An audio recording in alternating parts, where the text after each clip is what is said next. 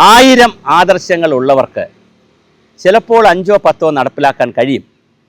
എല്ലാ ആദർശവും നമുക്ക് നടപ്പിലാക്കാൻ ഒരു ജീവിതത്തിൽ ഒരു മനുഷ്യൻ്റെ പുരുഷായുസ്സിൽ ചിലപ്പോൾ കഴിയണമെന്നില്ല.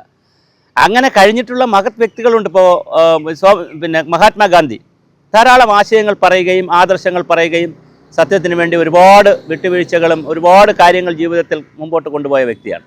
അപ്പോൾ അങ്ങനെ കുറച്ച് പേർക്ക് കഴിയും, എല്ലാവർക്കും അത് കഴിയണമെന്നില്ല. പക്ഷേ സാധാരണ മനുഷ്യരായ നമ്മൾ പച്ചയായ മനുഷ്യരാണ്. നമുക്ക് കാമ ക്രോധ ലോഭ വികാരങ്ങളെല്ലാം ഉണ്ട്. അധികാരമുണ്ട്, പണമുണ്ട്, സമ്പത്തുണ്ട്, നമുക്കെല്ലാ മോഹങ്ങളും നമുക്കുണ്ട്. അതുപോലെ തന്നെ നമുക്ക് ദേഷ്യം വരും, സങ്കടം വരും, പ്രയാസം വരും, എല്ലാ വികാരങ്ങളും നമുക്കുണ്ട്. വിചാരങ്ങളുണ്ട്, ആർത്തിയുണ്ട്, അത്യാർത്തിയുണ്ട്, ആഗ്രഹമുണ്ട്, അത്യാഗ്രഹമുണ്ട്, ആഡംബരമുണ്ട്, എല്ലാം ഉണ്ട് നമുക്ക്. ഇതെല്ലാം ചേർന്ന് തന്നെയാണ് മനുഷ്യൻ. പക്ഷെ ഇതെല്ലാം വരുമ്പോഴും കുറേ ആദർശങ്ങൾ നമുക്ക് ആവശ്യമുണ്ട്.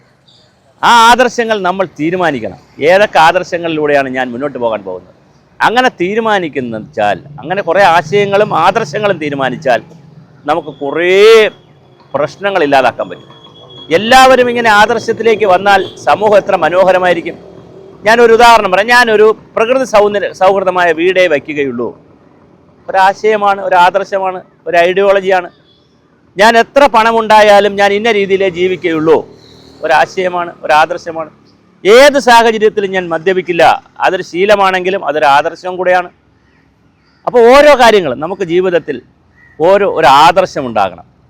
വിവിധ ആദർശങ്ങളെ വെച്ച് വേണം നമ്മൾ മുമ്പോട്ട് പോകാൻ. അതൊന്ന് പോരാ, ഒന്നിലധികം വേണം. അപ്പോൾ ഒരു ആദർശം നമ്മൾ കൊണ്ടുപോകുന്നു എന്ന് വിചാരിക്കുക, അത് നമുക്ക് നേടാൻ കഴിഞ്ഞു, അടുത്തതിനെക്കുറിച്ച് ചിന്തിക്കണം. ചിലപ്പോൾ 5 എണ്ണം 10 എണ്ണം ഒരേ സമയം നമ്മൾ ചിന്തിക്കണം. അങ്ങനെ നമ്മുടെ ചിന്തകളിൽ ആദർശങ്ങളെ കുറേ കുത്തി നിറയ്ക്കണം. അപ്പം ഞാൻ പറഞ്ഞല്ലോ, ഒരുപാട് ആദർശങ്ങൾ നമ്മൾ കൊണ്ടുപോകാൻ ശ്രമിക്കുമ്പോൾ ചിലത് നമുക്ക് ദൗർബല്യങ്ങളായി വരും. എപ്പോഴും ദൗർബല്യങ്ങളില്ലാത്ത മനുഷ്യരില്ല.